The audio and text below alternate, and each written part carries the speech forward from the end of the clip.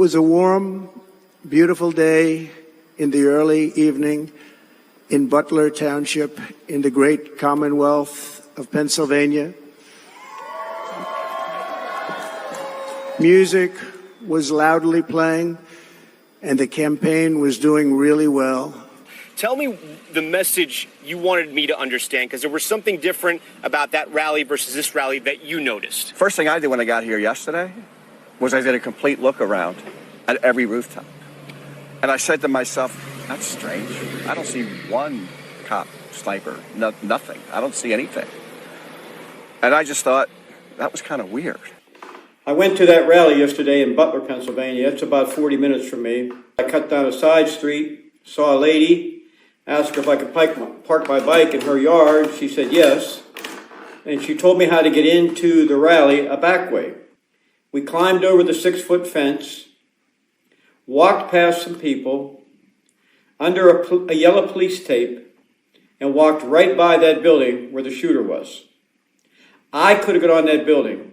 I'm a supporter, but if I was a hater, I could have got on that building. I could have brought anything in there. We could have brought anything in there. Some things I just don't understand. Why was the building, the ARG building, placed outside of the perimeter when clearly it was close enough for someone to launch an attack? So again, sir, we are looking into all of the details of how the advanced was comprised, but I can tell you that there was overwatch on that building provided that day. What I can tell you is that there was a plan in place to provide overwatch. There was overwatch provided for that rooftop. Did overwatch fail? I am waiting to hear what the results of the investigation were so that I can identify where the failure was. One weird thing I thought was weird, there was no Secret Service on top of the AGR building. Should have been somebody on the roof. They were across the field where Donald Trump was. So I don't think they could have heard us at the time because how far the distance was until they started seeing the chaos of people start running and screaming. What I would say, Senator, is that that roof should have had better coverage. Well, whistleblowers tell me that, in fact, law enforcement were stationed to be on that roof and that law enforcement abandoned their post because it was too hot. Is that accurate? Senator, I have heard that as well. Should have been somebody on the roof. There should have been communication with the local police, which there wasn't, so that's a bad thing. Can you explain why the shooter's drone worked? Because there was no counter-UAS present, sir. On this day, the counter-UAS system had technical difficulties and did not go operational until after 5 o'clock. So we did not have a drone on site. We did not put a drone up. Based on the information I have right now, I am aware that there was a request from a local agency to offer to fly a drone on that day. So we have recovered a drone that the shooter appears to have used. At the time of the shooting, the drone was in his vehicle. On the day of the shooting, that the shooter was flying the drone around the area. You had a drone system, but you had bandwidth problems. The bandwidth apparently was adequate for the shooter's drone, but not for the Secret Service. Can you explain that? I have no explanation for it, sir. He was determined to be suspicious as a result of behavior that he was exhibiting, milling around that area in front of the AGR building. There was a text thread that was going, I've been briefed, between the ESU members. They identified, they took a photo of him at some point when he utilized the rangefinder. Kind of like you would use if you were playing golf or something.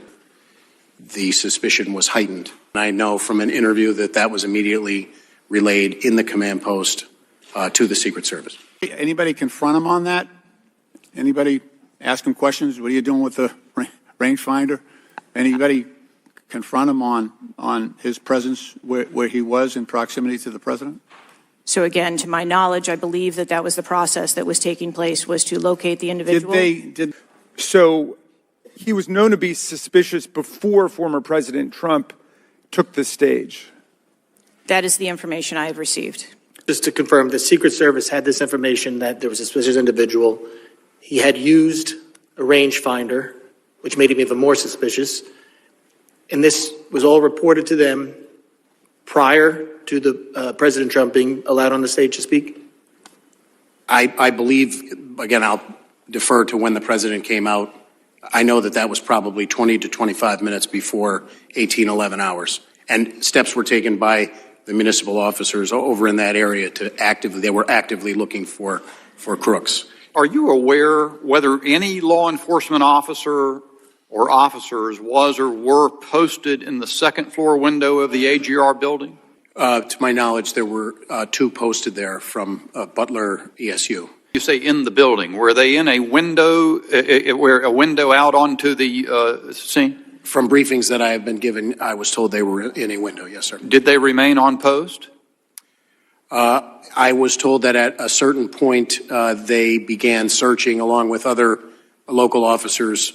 My understanding is from a second-story window is where he was initially spotted. Okay. So are you then saying that, to your knowledge, those ESU officers left the location where they could look out the window to go in search of this person?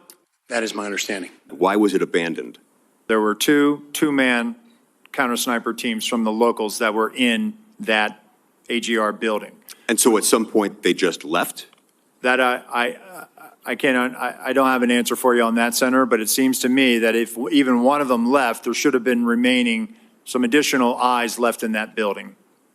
I went to the roof of the AGR building where the assailant fired shots, and I laid in a prone position to evaluate his line of sight. What I saw made me ashamed. As a career law enforcement officer and a 25-year veteran with the Secret Service, I cannot defend why that roof was not better secured. This is from the second floor of the AGR building. This point of view is the point of view where the counter-sniper team locally was posted. The gold arrow indicates where the shooter fired from. Looking left, why was the assailant not seen? Their perspective from the AGR building, looking out, their area of responsibility. Looking left, they should have been able to see. But if they'd have just held their post and looked left, maybe. Those individuals that are identified as suspicious, we will send teams out Was a team sent out here then? There were teams that were sent to identify and interview that individual. So the timeline is very important here. If, in fact, they thought that Mr. Brooks was so suspicious that they actually pulled the ESU counter-snipers away, was that information relayed to the Secret Service, that they were looking for a suspicious individual and that people had been pulled away to look for that suspicious individual? Was that relayed to the Secret Service? I believe that it was. Did he have a backpack going up the roof? Well, we haven't found anybody yet who saw him climbing up the roof. We do believe he likely had it in the backpack. If placed in this backpack, it would extend outside. It would have been visible.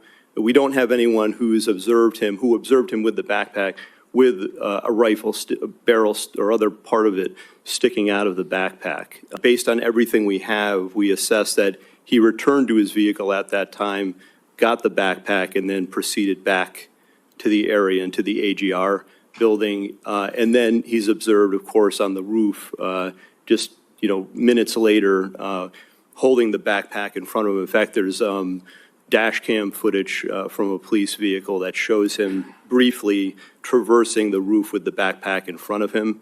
And then it's just minutes after that he's actually seen by the officer who I described with the rifle on the roof.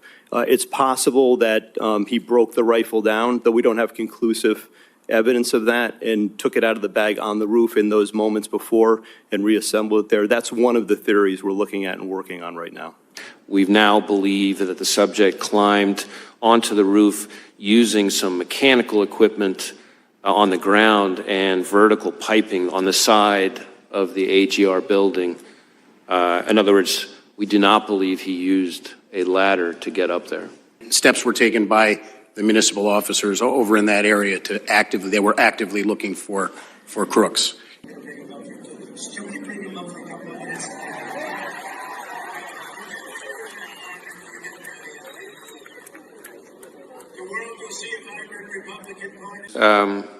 There is some individual, not law enforcement, I believe, who spotted the shooter on the roof a few minutes before. Local law enforcement, a few minutes before, saw him on the roof. They were seeing this guy, who's a very disturbed person, and they were seeing him around. I mean, it's like, how about the people, the Trump fans, the Trumpsters, the woman in the red shirt that was screaming, he's got a gun, that guy's got a gun. That's when the video that's been widely circulated with people filming crooks up on the roof saying there's somebody up on the roof.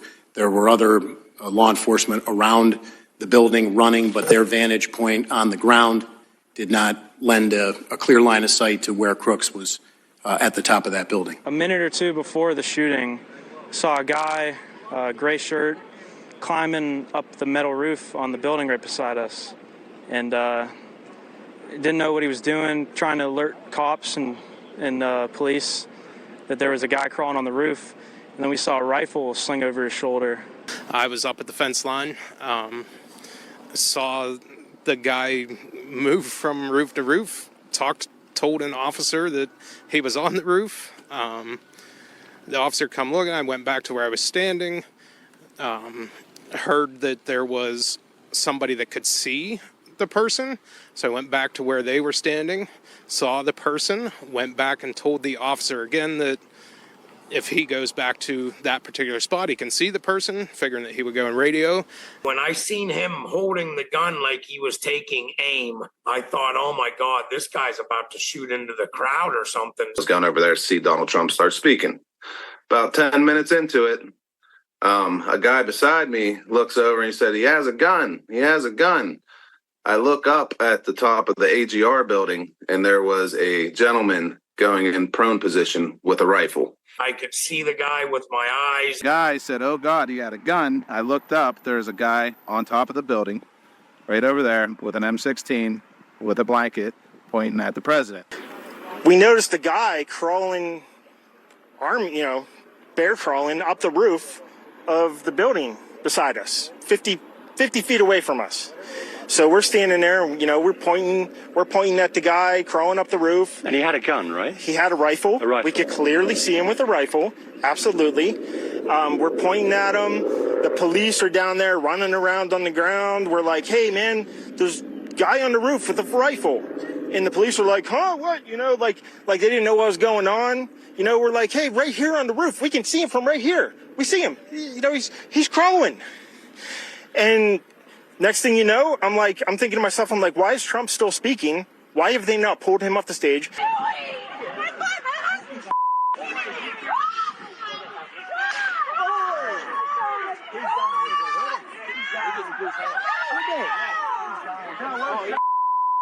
I don't know how he got up there. I don't know any of that, but I definitely saw him up there and went to the officer, and that was all I know. Could they not see the guy? How could they not see him? They're in an elevated position.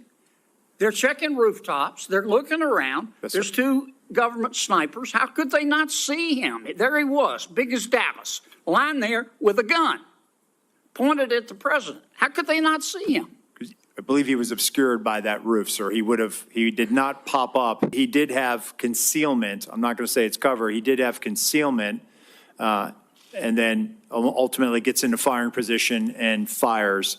And within 15.5 seconds of his first shot, he's neutralized. Two additional municipal officers who were on a different post responded to that area, and they began actively looking for Crooks. It became apparent at some point that he was up on the roof. Those two municipal officers who responded then, to their credit, actively, once they realized that he was on the roof, one boosted the other one up, hanging from the ledge of the roof. By the time that officer was boosted up on top of the roof, Crooks was on it, almost in that final position that you saw. The first time, to my knowledge, the first time anybody from law enforcement saw him with a weapon, this local officer that we just talked about observed the individual, again, literally just seconds before the shooter took his shots. He turned around with a rifle. He came down And then at that point, he gets on the local radio that he has and says there's someone on the roof with a gun. Is that correct? Yes, Senator, I believe that that's accurate. No information regarding a weapon on the roof was ever passed to our personnel. So your person was in there, in that command post on this event? Yes, sir.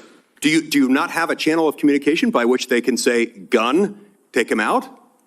So again, Senator, that information stayed in local channels.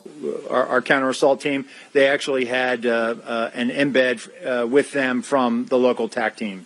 And they had that radio net as well with Pennsylvania State Police. With respect to the counter snipers, they were using cellular or telephone text communications. When did the snipers first see him?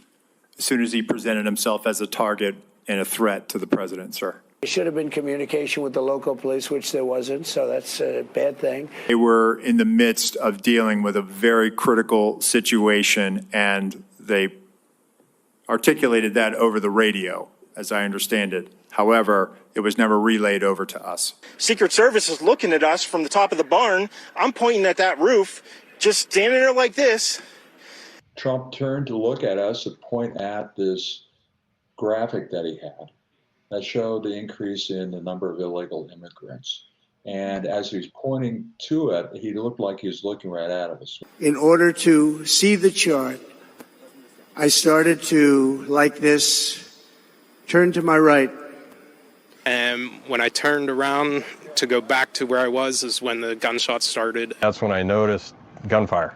People all around me, including myself, that thought that this was a firework or a BB gun, that it wasn't an actual shooting event. The shots were going off, and I could see the smoke coming out his gun. And next thing you know, 5 shots rang out. I thought it was firecrackers. And I'm like, who would be shooting off firecrackers in here? Sounds like firecrackers going off. Then heard 3 shots, pop, pop, pop. Sounded like firecrackers to me, sounded like a weapon to my wife. Pop, pop, pop. Bow, bow, bow, bow, bow. 4 more pops, pop, pop, pop, pop, that were shot. I realized right away what was happening. I was scared for my life. It was a hot, muggy day in Pennsylvania. Immediately, there was vapor trails of bullets right in front of me, just above me. And, then there were 7 gunshots, relatively loud, quickly. All 7 gunshots were fired just over a second or maybe under a second and a half. The bullets rattled around the grandstand. One hit the speaker tower. When I heard a loud whizzing sound and felt something hit me really, really hard on my right ear. If you want to really see something that's said, take a look at what happened.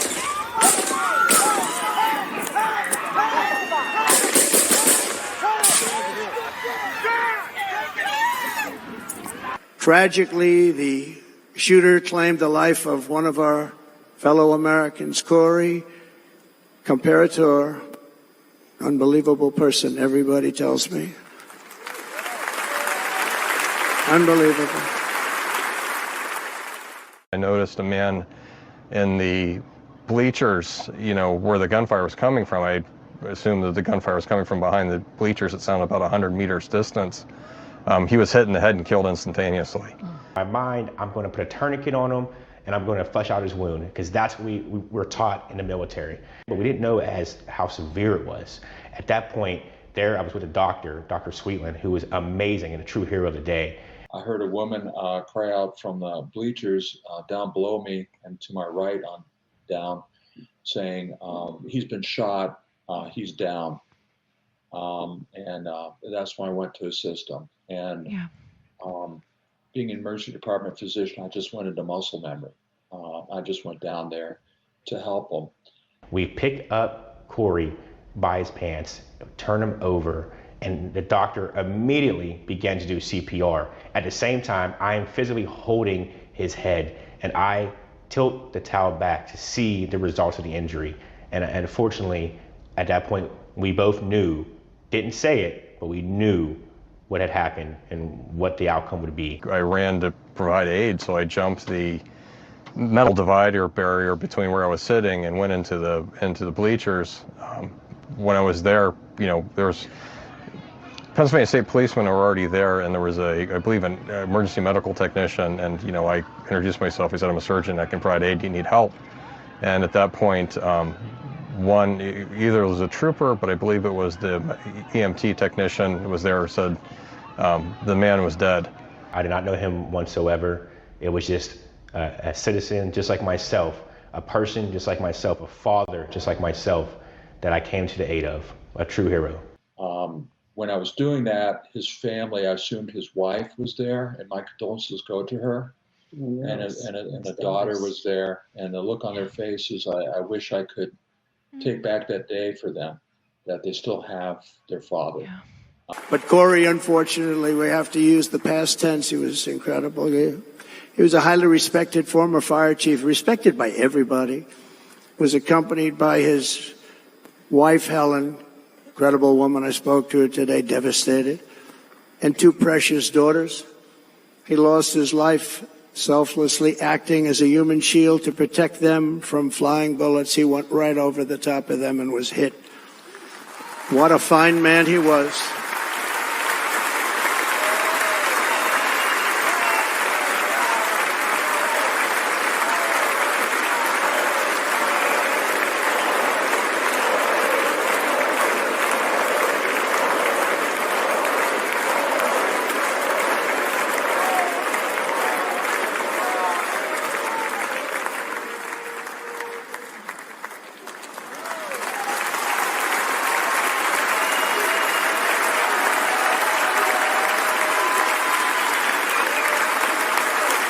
And seriously wounded, two other great warriors.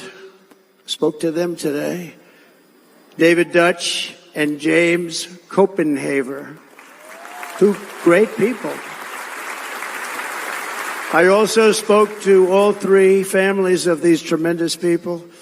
Our love and prayers are with them and always will be. We're never going to forget them. We assisted with two patients that may have gotten shot up in the grandstand, and we cleared a path for getting them out of the way. And it's just a sad day for America. I'm not supposed to be here tonight.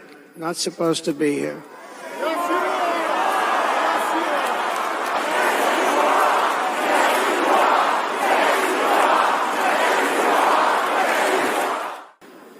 I stand before you in this arena only by the grace of Almighty God. Everybody stood together and everybody screamed out the Father's Prayer and everybody prayed together. That was amazing. That was something that was beautiful. That was really cool. Yet, in a certain way, I felt very safe because I had God on my side. So we got down and we huddled and we just started praying. The lady in front of me that laid on top of me, she was crying. I said, it's going to be okay, honey. We just prayed. We prayed. One of the vapor trails from the bullet struck President Trump. Just before the bullet struck him, I mean, the moment before President Trump looked from right to left, and I saw the vapor trail of the bullet slice the top right portion of his ear. Well, we could see from where we were that Trump's ear appeared to be bloody, and we could see some of the blood that was on the side of his face. It was indescribable to see the former president up on stage looking like that. The amazing thing is that prior to the shot, if I had not moved my head at that very last instant, the assassin's bullet would have perfectly hit its mark, and I would not be here tonight. We would not be together. And thank God for that chart, because I think it's because of his head turning left and right as he was explaining the things that were on that chart that first bullet actually missed him. But a half an inch had he turned or not turned at that time to look back, I believe he would have been shot in the head, similar to the way Corey was injured. Yeah. The crowd was confused because they thought I was dead, and there was great, great sorrow. I could see that on their faces as I looked out.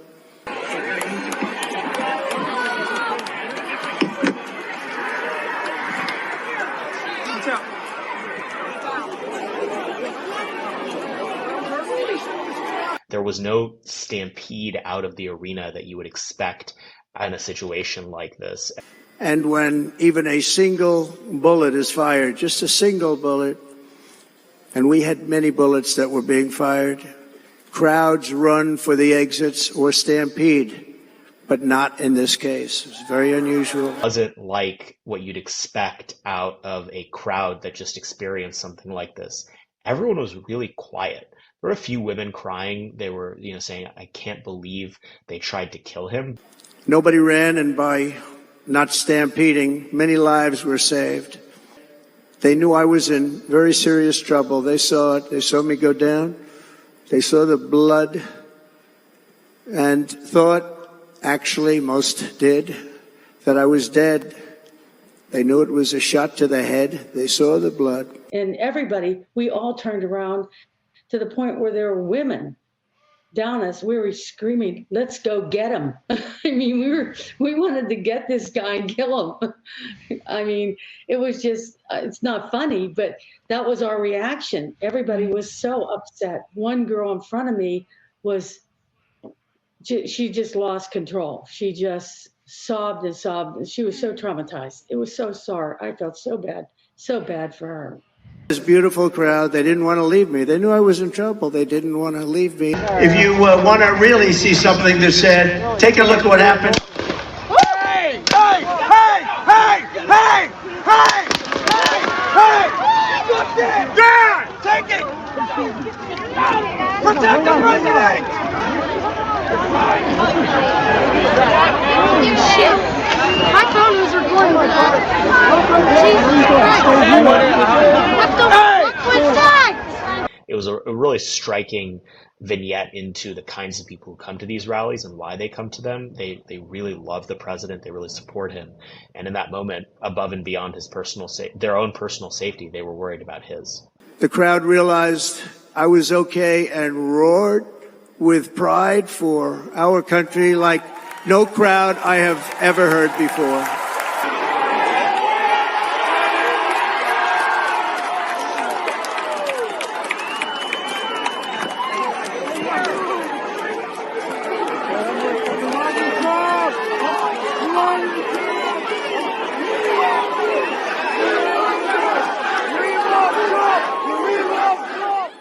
President Trump raising his fist really reassured the audience, and the overwhelming feeling was both care and concern, wondering if he was okay and being glad that it seemed like he was okay. I wanted to do something to let him know I was okay. The first thing I saw was him, reach out his fist to the audience, come to find out later that he was saying, fight, fight. And that definitely caused a ripple through the crowd. Everyone noticed that. It really kind of energized everyone. Former President Trump got up. He had some blood on his face. You could see Trump get up, and he gave the, like, I'm okay.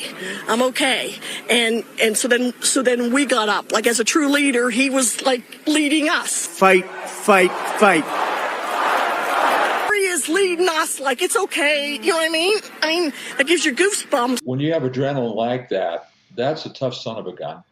To stand up and go fight it says a lot about fortitude of this guy. Mm-hmm. And the crowd went crazy. They were cheering at that moment. I didn't know what it was. My back was to them. I was attending to the firemen, and the crowd went nuts. And it was like, we are here for you, and you definitely are here for us. Thank you for being such a good warrior for us. Now the Secret Service agents were putting themselves in peril. They were in very dangerous territory. Bullets were flying right over them. At the time, we thought it was somebody. Turned around, we seen smoke literally coming out of the barrel. The guys behind us. At the time, we thought they were coming at us, but it happened to be our guys shooting back at him. So everybody was freaking out, thinking we were going to get shot by the people right behind us, but they were actually protecting us, shooting the shooter. Well, then somebody started yelling, hit the ground, hit the ground. And when I looked over, then I saw the smoke from the gunfire. My son's like, God, get down. And next thing you know, everybody around us was down. Get down, guys, get down. Yeah, just get down. Get behind this tree with me. Get behind this tree. Get here. Fucking pick that dude off. Did they pick him off? Fuck yeah, I saw a big poop of hair go up in the air. Oh, fuck yeah. Right Fuck yeah. and then I see his head get split open by the shot from the Secret Service. We watched him get shot right in front of us. I mean, we seen it. I heard one more shot and seen the guy's head kick back and split open. And that's how that went down. And then it all stopped. Our Secret Service sniper, from a much greater distance and with only one bullet used, took the assassin's life. Very brave Secret Service agents rushed to the stage. I turned and President Trump was already under a pyramid of humanity. So the Secret Service was right on him right away. And then chaos broke. And then it was just chaos. It's very chaotic in them split seconds. Chaos. You got multiple agencies trying to move people, figure out what's actually going on. Of course, they rushed the building, went up there and make sure he was dead. It was nuts. We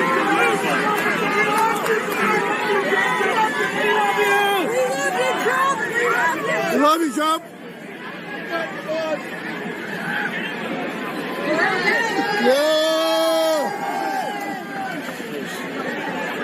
Then the Secret Service comes running up through and says, everybody out, get out of here now. And they ushered us out of the area. It sunk in hard. It definitely makes me feel like we are a little divided here in our country, which we should not be. How is this happening in our country today? And why? Why is it happening? You know, Butler's a very small town. And for something this big to happen in such a small area, it's quite an eye-opener. It was devastating to us. I mean, to know that we watched a guy shoot somebody. I pray to God for these people's families. Oh, my God. Well, people talk about it, and you don't know what you do until it's right there in front of you. And he did what most people say they would do. I've been widowed twice, so I understand what this wife and 2 daughters will never have their father to walk them down the aisle. And so it's just a real lesson in how abrupt history can be.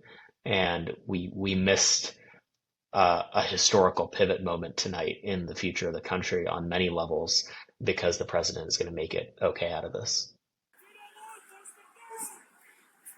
Sorry. Yeah, sorry. Yeah, for sure. The protection that you're providing him was adequate. Do you stand by that statement? Yes. Director Cheadle, what grade would you give the Secret Service's performance in Butler, Pennsylvania on July 13? This was clearly a failure. I would grade the agents and officers who selflessly threw themselves in front of the president and neutralized the threat an A. Has the Secret Service been transparent with this committee? Yes. Well, that's bullshit. Have you provided this committee? We've asked for this information on July 15th. Have you provided any of this information that this committee has asked of the Secret Service? Any of it? I'll have to get back to you. We are still looking into the advanced process and the decisions that were made. Okay. My testimony today is that the information that we had at the time was known. Again, I don't want to speak to specifics of the event, and I would like to know those answers as well, which is why we are going through these investigations to be able to determine that fully. And there are a multitude of interviews that are still taking place. Again, sir, at this time, I'm unable to answer questions to provide clarity. Again, I can't speak to the specifics of this particular event site. You're full of shit today. I think it was a failure to challenge our own assumptions. The assumptions that we know our partners are going to do everything they can, and they do this every day. But we didn't challenge our own assumptions of, we assume that someone's going to cover that. We assume that there's going to be uniformed presence. Were explicit instructions provided to cover the roof of the AGR building and locals just not follow it, or were those explicit instructions not provided? It's my understanding what was communicated is that the locals had a plan and that they had been there before. Fucking told them they need to post the guys fucking over here. I told them that the Secret Service. I told them that fucking Tuesday. We made an assumption that there was going to be uniformed presence out there. I told them to post fucking guys over here. That there would be sufficient eyes to cover that there was going to be counter sniper teams in the AGR building, and I can assure you that we're not going to make that mistake again. Those individuals that are identified as suspicious, we will send teams out Was a team sent out here then? There were teams that were sent to identify and interview that individual. They actually pulled the ESU counter snipers away, because there were counter snipers, what I understand, in that window. As a career law enforcement officer and a 25-year veteran with the Secret Service, I cannot defend why that roof was not better secured. But if they'd have just held their post and looked left, maybe. Was this a colossal failure? It was a failure. Yes or no? Was it a colossal failure is the question. Yes or no? I have admitted this is a terrible. This is a yes or no series of questions. Was this a colossal failure? Yes or no? Yes. Do you think it's a problem that the Americans' trust in the federal government is an all-time low? Do you think that's a problem? I think that it's unfortunate. I don't know why you're quibbling with my word. Is it a problem or is it not? I think the American public deserves to have trust in their federal government. How is this happening in our country today?